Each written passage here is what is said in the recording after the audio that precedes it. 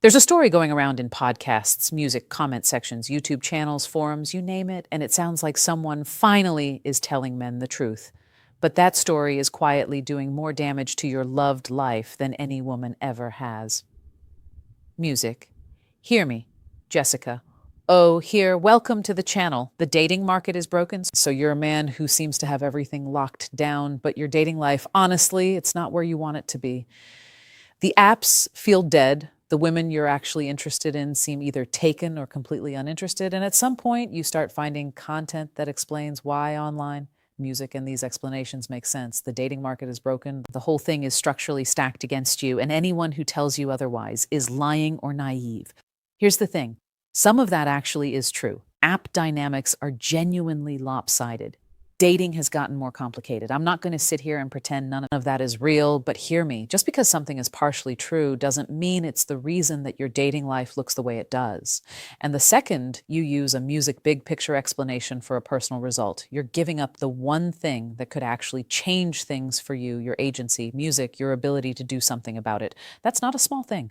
That's the whole thing. What's actually happening, actually happening? When something painful happens, rejection, a situation, the ship that goes nowhere, just feeling invisible, your brain moves fast. It looks for the cause, and it has a very strong preference for where it finds it. It's usually outside of you. It's not a character flaw. It's just how your brain works. Psychologists call this external attribution, right? Your brain protects your self-image by pointing the finger at the situation rather than at you. It does it automatically, and it feels like clarity. You felt that, haven't you? The moment where you find an explanation for why nothing is working and there's almost a sense of relief, like something finally clicked. Music. That feeling is real, but that feeling is also the trap.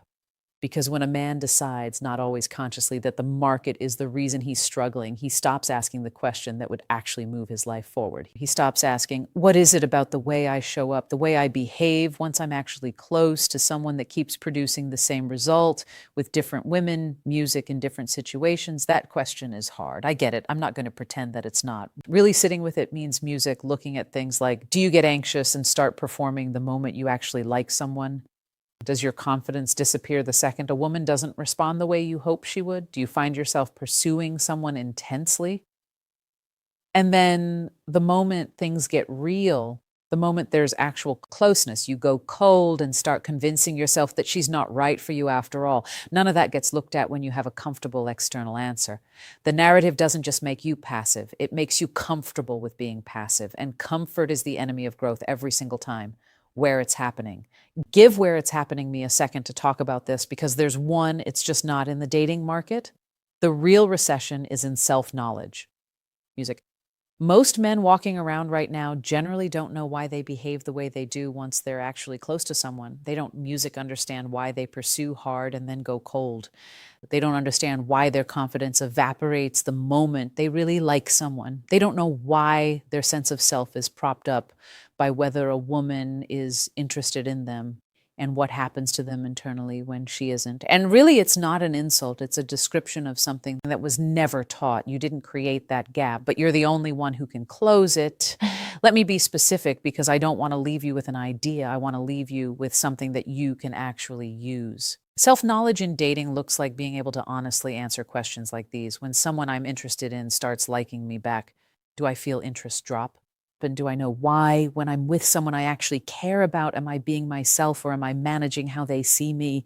When something goes wrong between me and someone I'm seeing, music is my first instinct to understand it or to build a case. And when I'm alone, is my baseline okay, or is there a quiet emptiness that I've been hoping a relationship will fill? Now, these aren't comfortable questions, but they are the only questions that lead anywhere worth going. So there are three things that break the pattern, three things that break this pattern. Music. And I'm going to walk you through each of them. The first one is the attribution audit. Now, every time you catch yourself explaining your dating results through what the market is doing, what women are doing, what the online apps are doing, music, pause and ask yourself, what's the personal variable here? Music. Not instead of looking at the big picture in addition to it. Because the moment you make that a habit, music, you start noticing things about yourself that you've been quietly outsourcing to the environment. And that noticing is where everything will start. Number two, music identity stabilization. Second thing, this is the work of building a sense of self that doesn't need a woman's interest to stay intact.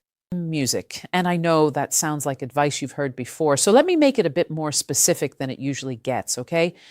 It's not about being busy or having hobbies as a performance or any of that. It is whether at your core you know who you are and what you care about in a way that doesn't move based on whether someone texts you back or not. You see, women feel that kind of difference immediately because presence is something you feel in another person. And a man who's complete in himself feels completely different from a man who's quietly hoping that basically you'll be the one that makes him whole. Number three, relational third thing, honesty. And this perhaps is the hardest one. It means looking at your pattern across relationships, not what she did or what went wrong on her side, but what you consistently did across every person in every situation, because your patterns travel with you. If you got anxious and clingy with her, you did that before her too. If you went cold when things got real, it probably wasn't the first time and it won't be the last. The pattern is data, and the data is about you. So here's what I want to leave you, okay? The dating recession narrative isn't completely wrong. I'm not saying that things have changed, but that narrative has a job beyond describing what's happening in the world. Its job, whether anyone designed it this way or not, is to give your mind somewhere to go, to hand you an answer that feels satisfying enough that you stop asking the harder, more personal questions. And men who music stay there, no matter how smart they are, don't build the kind of presence that creates real attraction, period. They just get better at describing why it isn't happening to them. The real music work is internal, and it's always been. Jessica is here. Hope you got value from this video. I'll catch you in the next one. Cheers.